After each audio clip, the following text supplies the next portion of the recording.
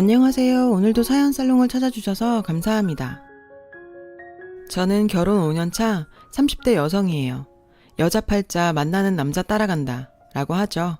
인정하고 싶지 않지만 그 말이 틀린 말은 아닌 것 같아요. 남편과 저는 소개팅에서 만났어요. 사실 전 친구 대타러 나간 거라서 밥이나 얻어먹고 들어올 생각이었죠. 근데 나가보니 상대남이 괜찮은 거예요. 아는 것도 많고 뭐랄까 잘생긴 건 아닌데 사람을 끄는 매력이 있다고 해야 하나? 암튼 놓치기 싫었어요. 그래서 솔직히 말했어요. 대타라고.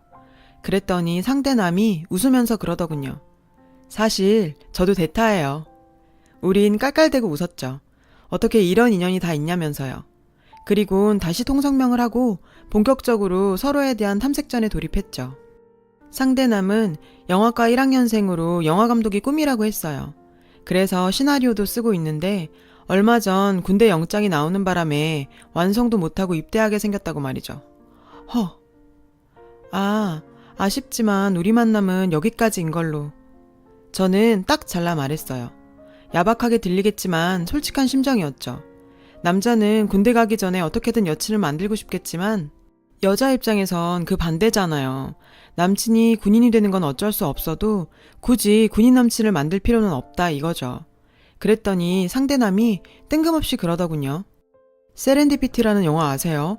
만약 우리가 이렇게 만난 게 인연이라면 우연이라도 다시 재회하게 될 거예요. 그 영화처럼. 그러니까 해피엔딩인지 새드엔딩인지는 미래에 맡기고 우린 오늘을 즐기자고요. 상대남은 질척이지 않고 쿨했어요. 그날 우린 차도 마시고 영화 관람에 술까지 마시곤 자정이 다 되어서야 헤어졌죠. 그리고 그걸로 끝이었어요. 세월이 흘러 저는 대학을 졸업하고 광고회사에 취직을 했어요. 대학에서 디자인 전공을 하긴 했지만 학교 공부와 회사 일은 별개더라고요. 늘 사수한테 깨지고 울면서 사표를 썼다가 찍기를 반복하는 게 일상이었죠. 그러던 어느 날이었어요. 우리 부서에서 영화 홍보를 맡게 돼서 제가 사수와 함께 영화사 담당자 미팅에 참석하게 됐죠. 감독은 막바지 편집 작업 때문에 바빠서 못 오고 대신 조연출이 온다고 하더군요. 근데 아무리 기다려도 안 오는 거예요. 결국 영화사 직원과 사수는 먼저 자리에서 일어나고 저만 남게 됐죠. 그렇게 한참을 혼자 회의실에서 조연출을 기다리고 있었는데 맞죠? 자영씨. 문을 열고 들어온 사람은 다름 아닌 오래전 소개팅 그 남자였어요. 근 7년 만이었지만 그와 저는 한눈에 서로를 알아봤죠. 세렌디피티. 영화 같은 일이 현실이 된 거죠. 그리고 우린 그 인연 덕에 사귀게 됐고요. 결과적으로 우리의 결말은 해피엔딩이었죠. 하지만 우리 두 사람을 연결해준 남편이 조연출이던 영화 말이에요. 안타깝게도 폭망했어요. 그 영화만 잘 됐어도 남편이 입봉하는데 큰 도움이 됐을 텐데 말이에요. 영화 개봉이 엎어지고 남편은 한동안 일거리를 찾지 못했어요. 여기저기 시나리오를 보내봤지만 모조리 퇴짜였죠. 그러다 선배 추천으로 영화과 지망생 애들 과외를 맡게 됐어요. 근데 이마저도 일이 계속 이어지지 않고 드문드문 가뭄에 콩나듯 들어오니 얼마 안 돼 뚝 끊겨져 버렸죠. 그 후로는 거의 제가 남편을 벌어먹이다시피 했어요. 그 때문에 남편은 많이 의기소침해졌죠. 그러다 어느 날인가 영화 그만두고 취직을 하겠다더군요. 말은 그렇게 하면서도 미련에 남는 얼굴로 말이죠. 그래서 딱 2년만 더 해봐. 그동안은 내가 데이트고 뭐가 알아서 할 테니. 지금 이렇게 그만두면 평생 후회할 거 아니야. 그러니까 해봐. 남편은 2년 동안 정말 열심히 입봉 준비를 했어요. 그리고 한 영화사에서 남편 시나리오에 관심을 보였죠. 그렇게 구두 계약을 맺고 시나리오 수정에 들어갔는데 뭐? 또 영화가 엎어져? 투자 받는다고 한 게 엊그제인데 도대체 왜? 제작 전에 엎어지는 건 영화판에선 일상 다반사라더군요. 하기사 다 찍어 놓고도 엎어지는걸요. 게다가 제대로 계약서를 쓰고 시작한 일도 아니고 영화사 대표랑 구두 계약을 한 거라 돈도 한 푼 못 받고 끝났어요. 1년 반이나 매달려 작업했는데 말이죠. 그 일로 남편은 영화에서 손을 뗐어요. 몸도 마음도 많이 지친 상태였죠. 그럼 이제 어떻게 할 거야? 나이가 있어서 취직도 쉽지 않을 텐데. 큰형이 하는 식당에서 일하려고. 장사가 잘 돼서 손이 많이 필요한가 봐. 식당? 전 동네 백반집이나 잘해야 갈비집 정도가 아닐까 생각했어요. 근데 남편의 큰형이 하는 식당은 TV에도 자주 나오는 대박 맛집이더라고요. 장사가 잘 돼서 얼마 전에 골목 하나 거리에 2호점을 열었는데 거기도 그렇게 잘 된대요. 이번에 얘기하면서 남편이 일에 익숙해지면 거길 떼어주겠다고 했다나 봐요. 물론 공짜는 아니고 투자한 돈을 바꿔서요. 그래도 그게 어디예요? 남편이 취직도 했겠다. 우린 결혼 승낙을 받기 위해 양가 부모님을 찾아뵈었어요.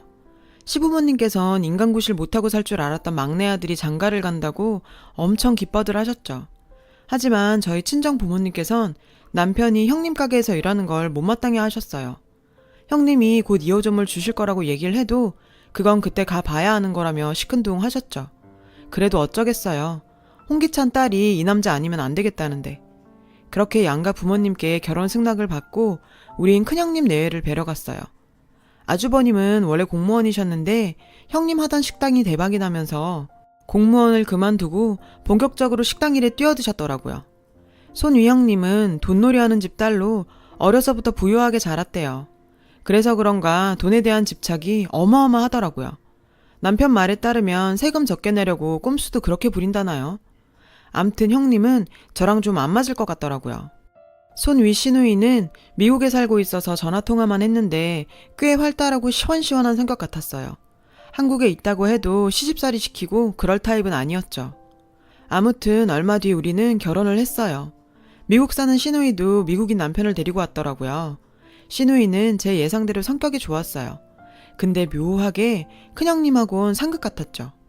큰형님도 시누이 앞에선 꼼짝 못하더라고요. 신혼여행에서 돌아온 뒤 남편은 쉬는 날도 없이 가게에서 일을 했어요. 저는 남편한테 어떻게 쉬는 날도 없냐고 물었죠. 그랬더니 신혼여행 가느라 쉰 날수를 채워야 월급을 준다고 그랬다는 거예요. 세상에, 아니 어떻게 친동생한테 그래요? 남이라도 그렇게는 안 할 거예요. 그뿐인 줄 아세요? 네, 형수님, 바로 갈게요. 밤이고 낮이고 형님네가 부르면 자다가도 튀어나가야 했어요. 이건 뭐 그 집 종이 따로 없었죠. 근데요, 남편은 그 집에서 일하니 그렇다고 쳐요. 저까지 부려먹으려고 하더라고요. 툭하면 광고 전단 좀 만들어 와라. 메뉴판 디자인 좀 바꿔봐라. 동서가 광고회사 다니는데 이럴 때 안 써먹으면 언제 써먹냐고. 기가 막혀서. 자기들은 내 남편 신혼여행 간 날짜까지 따박따박 쳐서 일 부리면서 저한텐 공짜로 일 시키는 거 있죠. 내가 지들 써먹으라고 디자인 공부하고 광고회사에 들어갔나. 게다가 돈 한 푼 안 주면서 요구사항은 또 어찌나 디테일하신지. 생각 같아선 확 뒤집어버리고 싶었지만 남편 봐서 참았어요. 게다가 시부모님께 보내러 옷이며 신발, 생활가전까지 매번 저한테 사오라고 시키는 거예요. 카드 한 장 툭 던져주면서 말이죠. 근데요, 정말 화가 나는 건 따로 있어요. 저 시집 오고 지금까지 저희 형님은 명절날 시댁에 온 적이 단 한 번도 없어요. 매번 가게 일 바쁘다고 핑계대고 안 와요. 그게 벌써 5년째예요. 한 번은 하도 약이 올라서 형님한테 명절 음식 얘기를 꺼낸 적이 있어요. 형님, 이번 추석 음식 말이에요. 오시기 힘들면 음식 나눠서 하는 건 어떨까요? 저도 회사 일 때문에 바빠서 혼자 그 많은 음식들 다 하는 게 벅차서요. 라고 했더니 뭐라는 줄 아세요? 동서, 정신 차려. 내가 노니? 죽어라 뼈 빠지게 일하는 거 안 보여? 누군 명절날 쉬고 싶지 않은 줄 알아? 못 쉬고 일하는 사람 생각 좀 하면서 말해라. 그리고 자기처럼 편하게 책상에 앉아서 펜대 돌리는 사람이 힘들면 뭐가 힘들다고 난리야.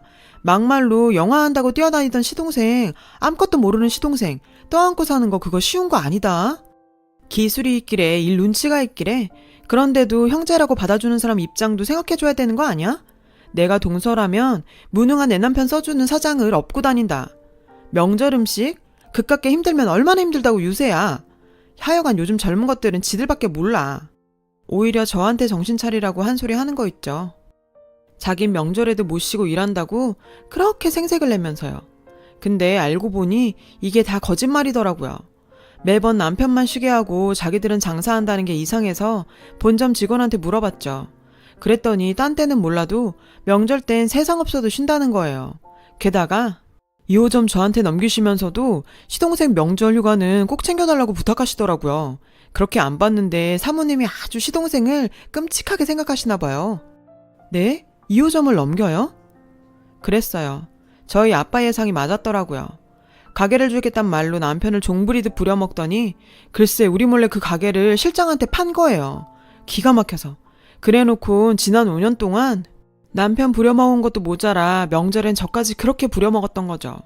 그렇다고 이제 와서 시부모님께 전화해서 그동안 명절마다 형님네 가게 문 닫고 쉬면서도 시골 안 간 거라고 제가 말하기도 그렇고 속에서 천불이 났죠.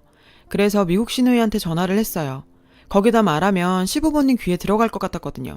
그랬는데 안 그래도 작은 올케한테 전화하려고 했는데 마침 잘했네. 지난번 설에 오빠네 미국 갔던 거 알아? 네? 미국에요? 응.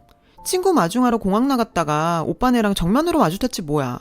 보아하니 매년 명절마다 여기로 골프 여행 왔던 모양인데 작은 올케도 알고 있었어? 몰랐죠. 네, 이럴 줄 알았어. 큰 올케 말이 작은 올케가 다녀오라고 등 떠밀어서 왔다더라고. 식당에 남편 자리 마련해줘서 고맙다고 했다면서. 자긴 작은 올케 성의를 봐서 오빠 따라왔다나. 아우, 이 늙은 여우가 끝까지. 저 사실 저희 남편한테 넘겨주겠다던 2호점 말이에요. 그것도 이미 딴 사람한테 넘어갔더라고요. 그이는 그것도 모르고 형님네가 부르면 자다가도 달려가고 그랬는데 형님네 정말 너무한 거 아니에요? 우리가 공짜로 그 가게 달라는 것도 아니고 가게 차리실 때 들어간 돈 다 주겠다고 했는데 어쩜 이럴 수가 있어요? 그래놓곤 그이랑 저랑 쌍으로 부려먹고 저요 정말 생각 같아선 큰형님네랑 안 보고 살고 싶어요. 전화기를 붙잡고 한참을 울었어요. 저도 저지만 실망할 남편을 생각하니 감정이 복받쳐서 눈물이 그치지 않더라고요. 작은 올케, 내가 계획이 있는데 내 말대로 한번 해볼래? 전 시누이를 통해 대략적인 계획을 들었어요. 그리고 시누이가 시키는 대로 계획을 진행했죠. 드디어 추석 연휴가 시작됐어요. 이번에도 형님은 가게 문을 열어야 해서 시댁에 못 간다고 하더군요. 그렇게 나을 줄 알았어요. 그래서 저는 그러실까봐 아버님 어머님을 여기로 오시라고 했어요. 요즘엔 많이들 그렇게 하더라고요. 아버님 어머님도 오랜만에 형님네 사는 것도 보신다고 좋다고 하시더라고요. 제 말에 형님 얼굴이 사색이 되더군요. 그랬겠죠. 골프 여행 가려고 항공권부터 호텔까지 다 잡아놨을 텐데 큰일 난 거죠. 아니, 왜 동서맘대로 그렇게 정해? 연세도 있으신데 서울로 오시라는 게 말이 돼? 당장 전화해 그냥 계시라고. 왜요? 혹시 시부모님이 서울 오시면 안 되는 이유가 있나요? 이유는 무슨 이유? 아버님 어머님 생각해서 그러는 거지. 에이, 그런 거면 걱정하실 필요 없어요. 그럼 전 시장 좀 가봐야 해서 가볼게요. 나가면서 보니 형님은 어디론가 급하게 전화를 걸더군요. 뻔하죠. 아주버님께 거는 거겠죠. 전 시누이가 시키는 대로 밑밥을 깔고는 집으로 돌아왔어요. 그리고 추석 전날이 다가왔죠. 남편과 저는 서울역으로 시부모님 마중을 나갔어요. 양손 가득 참기름이며 된장, 말린 나물 등을 들고 오셨더라고요. 부모 마음이 이런 건가 봐요. 서울 오시는 것도 힘드셨을 텐데 양손에 바리바리. 그렇게 우린 시부모님을 모시고 형님네로 갔어요. 내외 모두 뚱한 표정이더군요. 시부모님께선 거의 5년 만에 큰아들 내외를 보자 무척 반가워하셨죠. 그때였어요. 띵동. 초인종이 울리더라고요. 저는 마트에서 배달 온 모양이라고 둘러댔어요. 그리고 현관으로 달려나갔죠. 어서 들어오세요. 실장 내외였어요. 아주버님과 형님은 실장 내외를 보자 얼굴이 하얗게 질렸죠. 전 시부모님께 형님 가게에서 일하시는 분들이라고 말했어요. 아참, 이젠 사장님이라고 불러야겠죠? 여보, 그게 무슨 소리야? 사장님이라니? 남편이 제게 묻더라고요. 그러자 형님이 제 입을 막았어요. 저는 형님 팔을 뿌리치며 말했어요. 어머 형님, 왜 이러세요? 제가 뭐 못할 말 하는 건가요? 어머님, 아버님, 그리고 여보. 저희한테 파시기로 했던 2호점 말이에요. 그거 벌써 실장님한테 넘긴 지 오래됐대요. 그래놓곤 우리한테 쉬쉬했던 거고요. 그동안 이 고생 많이 했거든요. 시도 때도 없이 불러선 일 부려먹고 심지어 형님 친정에 행사했을 때도 저희 남편 불러다가 종처럼 부렸어요. 그래도 내 가게 생긴다는 생각에 이 사람 불평 한마디 없이 지난 5년을 죽어라 이랬다고요. 근데 어떻게 사람을 바보를 만들어요? 형, 이 사람 말 사실이에요? 정말 실장님한테 가게 넘겼어? 아니, 그게 집사람이 하도 닥달을 해서. 어머, 내가 언제 닥달을 했다 그래요? 자기가 팔자 그래놓고. 형님 내외부는 서로 핑계를 대며 책임을 밀어댔어요. 그뿐인 줄 아세요? 그동안 명절마다 가게 문 여느라 바빠서 시골에 못 내려간다 그랬던 거요. 그것도 다 거짓말이었어요. 가게 문을 열어요? 실장님, 얘기해보세요. 지금까지 명절에 가게 문 연 적 있었어요? 아, 이러시면 제 입장이 곤란한데. 뭐 어차피 이렇게 된 거 할 수 없네요. 없어요. 명절엔 꼬박꼬박 가게 문 닫았습니다. 이거 보세요. 지난 5년 내내 속였던 거라고요. 가게 문 닫고 뭐 했는지 아세요? 해외여행 다녔대요. 아주버님, 말 좀 해보세요. 형님, 입 있으면 말 좀 해보시라고요. 그래, 어차피 이렇게 된 거 다 말할게. 우리 가게 문 닫고 골프 좀 치러 다녔다. 그게 뭐? 죽어라 이랬는데 그 정도도 못해? 정말 골프 치셨어요? 뭐? 미국 형님한테 들었어요. 형님 도박하신다고요. 전 왜 형님이 그렇게 미국 형님한테 짤짤매나 궁금했는데 이거였더라고요. 7년 전인가 라스베가스에서 원정 도박하다가 미국 형님한테 들켰다면서요? 2호점 실장님한테 급히 판 것도 아주버님 몰래 도박판에서 돈 날리고 그거 메꾸려고 그런 거고요. 실장님한테 웃돈으로 2억이나 받아서. 순간 아주버님 눈이 동그래졌어요. 그랬겠죠. 도박이라뇨. 당신 재수씨 말이 사실이야? 어서 말해. 그래, 도박 좀 했다. 어차피 내가 번 돈 내가 쓴 건데 그게 어때서 그래? 이 여편네가 그걸 말이라고 해? 내가 공직에서 왜 옷 벗었는데 네가 하우스 다니면서 도박하는 바람에 너 빼주려고 청탁하다 그런 거 아니야? 근데 아직도 그걸 못 고쳤어? 아주버님은 형님의 머리채를 잡았어요. 그러자 지금까지 고개를 숙이고 계셨던 시아버님께서 소리치셨죠. 다들 그만해. 둘 다 똑같은 것들끼리 아주 잘 만났구나. 종손이란 놈이 부모 형제 속이고 명절에 놀러 다니는 거냐? 지 남편 공직에서 끌어내리고도 정신 못 차리고 도박하는 애나 똑같은 놈들이다. 앞으로 니들과는 영 끊고 살겠다. 그러니 니들 편한 대로 한번 살아봐. 여보, 갑시다. 이런 정신 빠진 집구석엔 더 있을 필요가 없어요. 전 시부모님을 모시고 저희 집으로 갔어요. 그렇게 말도 많고 탈도 많은 추석이 지나갔죠. 그리고 얼마 뒤 영화사에서 연락이 왔어요. 남편 영화에 투자자가 나섰다는 거예요. 이번엔 계약서부터 쓰자고 하더군요. 남편은 내심 하고 싶은 눈치였지만 선뜻 말을 못 꺼내고 있었죠. 그래서 해봐. 안 하면 후회할 거 아니야. 어차피 한번 사는 인생 후회는 없어야지. 안 그래? 전 이번에도 허락을 해줬어요. 대신 이번이 정말 마지막이라고 못을 박았죠. 그 약속이 지켜질지는 모르겠지만요. 아, 그리고 아주버님네 식당 말이에요. 그동안 형님이 세금 덜 내려고 꼼수 부리던 게 딱 걸려서 감사가 나왔다지 뭐예요. 게다가 형님이 도박 자금으로 야금야금 뺏은 돈 때문에 가게도 곧 다른 사람 손에 넘어갈 판이고요. 사람 일이란 게 참 저렇게 한 번에 다 터지나요? 처녀였을 때 내 운명 내가 개척해 나간다 생각하고 살았는데 여자 팔자 만나는 남자 따라간다. 그 말을 이제는 실감합니다. 요즘 같은 세상엔 결혼했다고 제가 제 운명을 개척하지 못해서 그 이유가 다가 아니라 누군가와 같이 산다는 것, 나만 생각하고 살 수는 없다는 것. 그거 참 희한한 거더라고요. 누군가와 가족이 되었고 그래서 내가 싫은 무언가를 하나 더 해야 할 수도 있는 건 당연한 일 같은데 명절에 안 오려고 그렇게까지 꼼수를 부려야 했는지 아직도 이해가 가질 않네요. 남편과 저라도 시부모님 한 번 더 들여다보고 그렇게 살아야겠어요. 삶에 대해 여러 가지 생각이 많아지는 날이라 이런 글도 써보네요.